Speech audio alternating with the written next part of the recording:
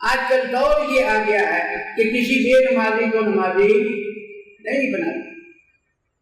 اگر تبلیغی جماعت والے کسی بے نمازی کو نمازی بنا لیں، نماز پڑھنی شروع کر دی، جانتے ہیں نا بھی تبلیغی جماعت کو، یہاں اللہ نظر بد سے اس جماعت کو محفوظ رکھے۔ تو ہمارے بزرگ کہا کرتے تھے رسولہ پارٹی ہے، اس طرح رسولہ چمٹ جاتا ہے، یہ بھی چمٹ جاتے ہیں جب تک مسجد میں نہ جائے تو جان ہی نہیں چھوڑتے۔ اللہ تعالیٰ ان کی حفاظت فرمائے۔ تو بڑو سندھ کے اندر میں گیا، ایک ساتھی نے قصہ سنایا کہ یہاں ہمارے امیر صاحب لاہور گئے، کوئی آدمی ملا کہ میرا رشتہ دار ہے وہاں باڑوں کے اندر، اس کو میرا پیغام دے دیں۔ تو امیر صاحب جو ہیں وہ تلاش کر کے گئے، اس کو پیغام دیا کہ لاہور سے ذرا یہ پیغام آیا ہے۔ اس نے پوچھا کہ آپ کون ہیں؟ اس نے کہا کہ میں بس یہاں تبلیغ کا کام کرتا ہوں، مرکز کے اندر زیادہ تعلق ہے، وہی وقت گزارتا ہوں، پیغام دے کے تو واپس آ جائے۔ اور وہ وہی باہر کھڑا، اس نے رونا شروع کر دیا۔ لوگ اکٹھے ہو گئے، یہ کیا بات ہے؟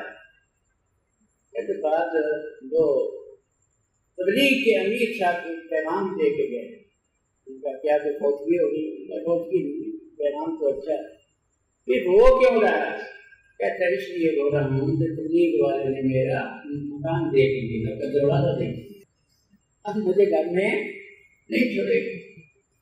تو اب اللہ تعالیٰ نظر بد سے بچائیں۔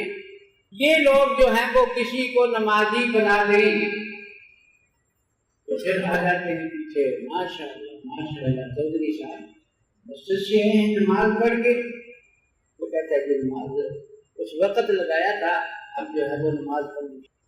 اچھا چودھری صاحب ذرا تحقیق کرے کہ نماز پڑھنی ہے حضور والی ہے یا نہیں؟ کلمہ محمد رسول اللہ کا پڑھتے ہیں۔ آج کل لوگ جو ہے نماز ابو حنیفہ کی پڑھتے ہیں۔ حضرت محمد رسول اللہ نے صحابہ کو نماز مکے اور مدینے کے اندر سکھائی تھی، اور امام ابو حنیفہ کوفے کے اندر رہتے تھے، انہوں نے وہاں بیٹھ کے نماز بنائی۔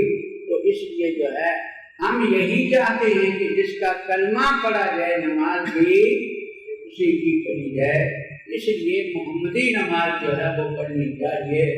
اب وہ بیچارہ جاہل ہے، اس کو پتہ نہیں محمدی نماز کیا ہوتی ہے کیا نہیں ہوتی، تو پھر چھوٹی سی صلاۃ الرسول یا نماز نبوی کے نام سے چھپی ہوئی کتاب لا کے دیتے ہیں کہ دیکھو اس کا نام ہی صلاۃ الرسول ہے، رسول کی نماز ہے، یہ ابو حنیفہ کی نماز نہیں ہے۔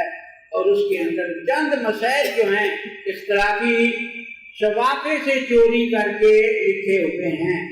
رفعین کا مسئلہ لکھا ہے، ان کی آمین کا مسئلہ لکھا ہے، اور امام کے پیچھے فاتحہ لکھنا، ایسے اختلافی اجتہادی مسائل عوام کے ہاتھ میں تھماتے ہیں کہ دیکھو یہ حضور والی۔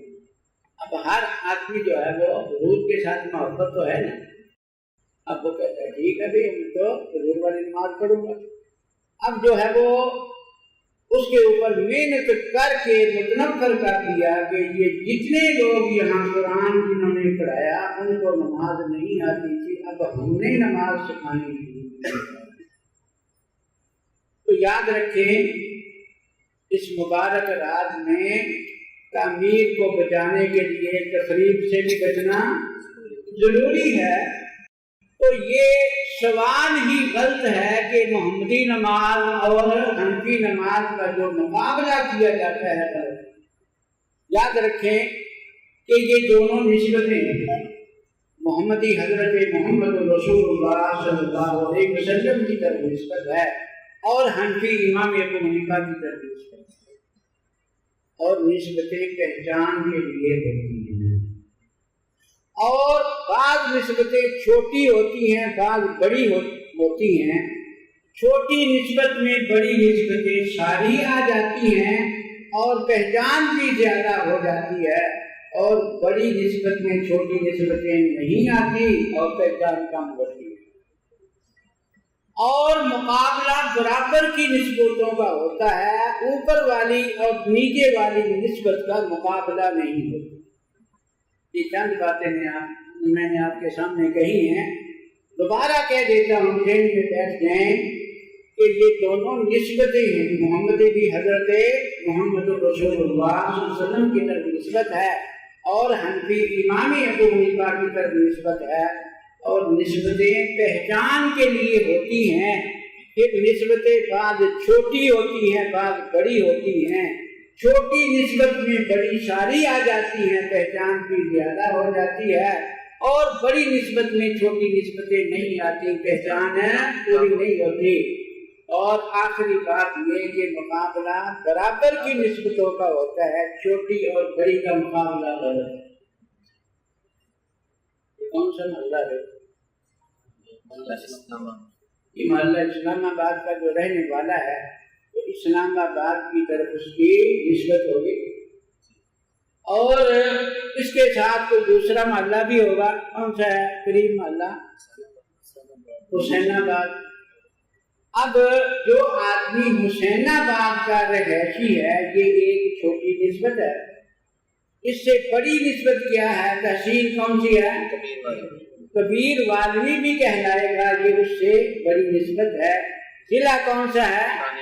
خانے وال ہے، وہ خانے والوی بھی ہے۔ اور صوبہ کون سا ہے؟ پنجابی بھی ہے۔ اور ملک کون سا ہے؟ پاکستان ہے کہ پاکستانی بھی ہے۔ اب یہ کئی نسبتیں ہو گئی۔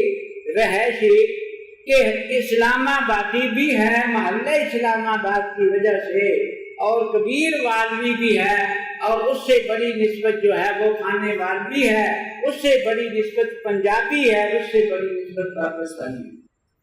میں نے کہا تھا کہ چھوٹی نسبت میں بڑی ساری آ جاتی ہیں اور پہچان بھی زیادہ ہوتی ہے۔ اگر کوئی آدمی کہے کہ میں محلہ اسلام آباد کا رہنے والا ہوں تو کیا خیال ہے؟ کبیر والے کی نبی ہوگی؟ وہ خود بخود آ جائے گی۔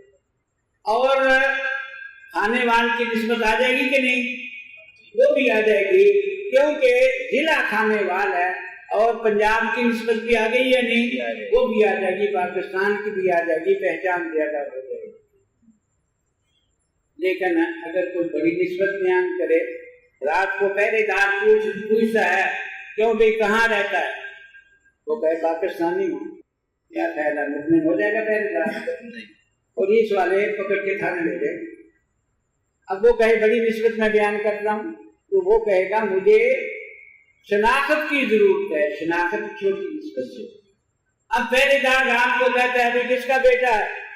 کہتا ہے آدم علیہ السلام کا بیٹا۔ قرآن کی ایت بھی پڑھے، قرآن کہتا ہے یا بنی آدم، سب کو بنی آدم کہا ہے۔ کیا پہلے دار مطمئن ہو جائے گا؟ اب وہ کہے گا اپنے باپ کا نام بتا، سارے کے سارے اولاد آدم، تو اپنے باپ کا نام بتائے گا کہ مثلا ولی محمد کا بیٹا ہوں تو وہ مطمئن ہو جائے گا۔ اب جو کہے ولی محمد کا بیٹا ہے، کیا وہ آدم علیہ السلام کی اولاد سے نکل جائے گا یا اندر ہی رہے گا؟ چھوٹی نسبت میں بڑی ساری آ جاتی ہیں، پہچان بھی زیادہ ہو جاتی ہے۔ تو میں نے یہ بتایا کہ کچھ نسبتیں چھوٹی ہوتی ہیں، کچھ بڑی ہوتی ہیں۔